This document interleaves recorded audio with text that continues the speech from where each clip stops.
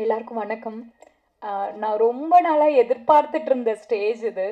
எனக்கு இன்னைக்கு இங்க நிக்கிறதே ஒரு மாரி ரொம்ப நர்வஸா இருக்கு. நெறைய வாட்டி இங்க நின்றுருக்கேன். அங்கேயே இருந்திருக்கேன், இங்கேயே இருந்திருக்கேன், ஹோஸ்ட்டாவும் இருந்திருக்கேன்.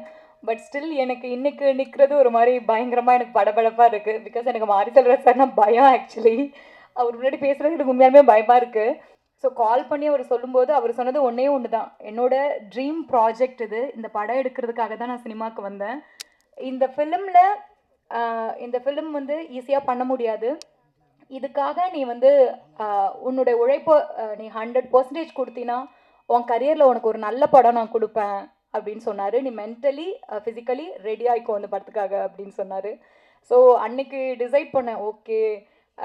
ஏன்னா இந்த இந்த ஒரு ஆப்பர்ச்சுனிட்டிக்காக நான் எவ்வளோ வெயிட் பண்ணியிருக்கேன் அப்படின்றது எனக்கு தெரியும். ஸோ அப்படி ஒண்ணு கிடைக்கும்போது அத விட்டுறக்கூடாதுன்ற ஒரு தாட் இருந்தது.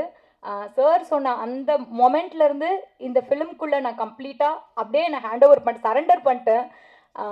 ஷூட் முடிகிற வரைக்கும் நான் அப்படி தான் இருந்தேன். ஸோ இன்னைக்கு ஒரு நல்ல படத்தில் நான் இருக்கேன் அப்படின்னு எனக்கு ரொம்ப ஹாப்பியாக இருக்குது. ஈவன் படம் பார்க்க ரொம்ப ஆர்வமாக இருக்குது. ஸோ ஆக்சுவலி எனக்கு நர்வஸாக இருக்குது. ஸோ இந்த ஃபிலிம்குள்ளே நான் இருக்கிறதுக்கு முழுக்க முழுக்க காரணம் மாரி செல்வராஜ் சார் மட்டும்தான். நான் இன்ன வரைக்கும் அவருக்கு தேங்க் பண்ணதில்லை. பிகாஸ் எனக்கு ஒவ்வொரு பர்ஃபார்ம் பண்ணி முடிச்சதுக்கப்புறமா அவர்கிட்ட நல்லா இருக்கா நல்லா இல்லையான்னு கேட்க எனக்கு லைக் கொஞ்சம் பயமாக இருக்கும்.